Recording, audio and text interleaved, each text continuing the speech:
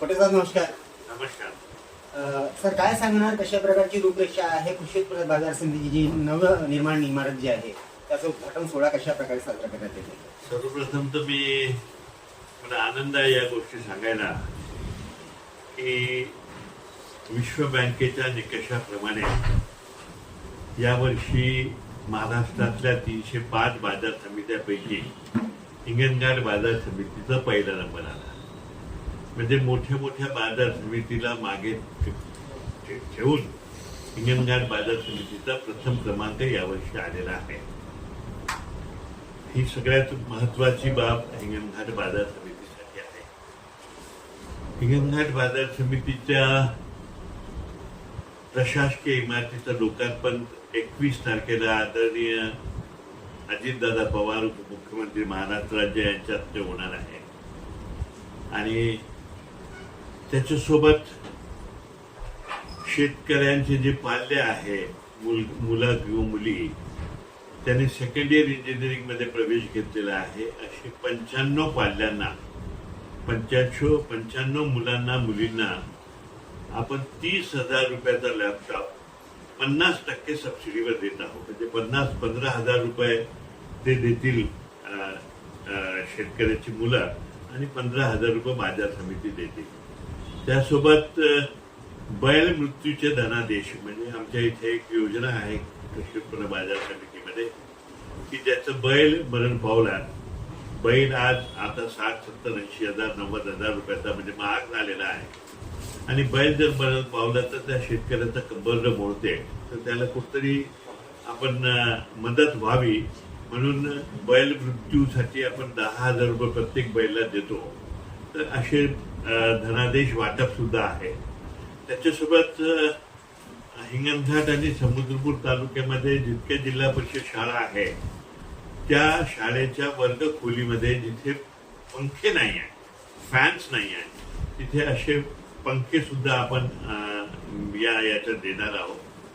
Daroda ग्रामपंचायतमध्ये smart board, computer हे सुद्धा आपण देणार आहोत. तर असा हा प्रोग्राम कार्यक्रम आदरणीय अजितदादा, त्याच्यासोबत या विभागाचे आमदार श्री समीर भाऊ पुनावार, देवळी पुलगावचे माजी आमदार माजी मंत्री आदरणीय रणजितदादा कांबळे, संजयजी खोळके साहेब आमदार अमरावती आणि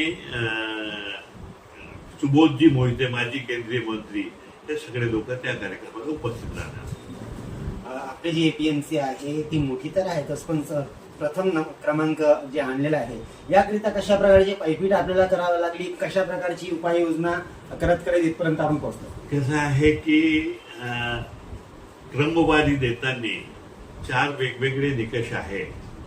एक निकष आहे की तुम्ही काय सुविधा शेतकऱ्यांना देता, नंबर 1. दुसरा निकष आहे की तुम्ही भौतिक सुविधा त्या शेतकऱ्याला काय दिलेली आहे. तिसरा निकष आहे की तुम्ही कायद्याप्रमाणे काम करताय की नाही आहे.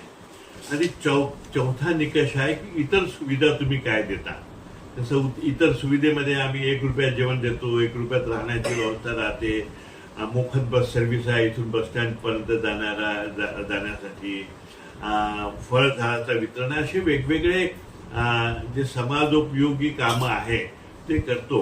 तर हे 4 निकष वर्ल्ड बँकेने म्हणजे ठरवलेले आहे आणि त्या 4 निकषामध्ये सगळ्यात प्रथम क्रमांक हिंगणघाट बाजार समितीचा आलेला आहे. मला एक सांगा, आता पावसाचे दिवस चालू झालेले आहे, पाऊस हा खूप मोठ्या प्रमाणामध्ये येत आहे, कशा प्रकारची उपाययोजना केली गेलेली आहे धान्य साठवण्याकरिता? कसं आहे की आमच्या इथे शेतकऱ्याचा माल ओला होऊ नये त्याच्यासाठी खूप मोठे मोठे शेड आम्ही बनवलेले आहे. एक शेड तर आमचं 95,000 स्क्वेअर फीटचा आहे. एक शेड जो सगळ्यात मोठा शेड आहे तो 95,000 स्क्वेअर फीटचा आहे. याच्या व्यतिरिक्त 7 लहान लहान शेड आहे, ज्याच्यामुळे त्या शेडमध्ये आम्ही मालाची साठवणूक करतो आणि पाणी पावसा करून त्याला संरक्षण मिळते. काय सांगणार जी जनता आपल्याला चॅनलच्या माध्यमातून बघत आहे, काय एक मेसेज आपला असणार आहे? काय चॅनलच्या माध्यमातून जी जनता आपल्याला बघत आहे, कोणाच्या माध्यमातून? चॅनलच्या माध्यमातून चॅनल जी जनता आपल्याला बघत आहे त्यांना काय?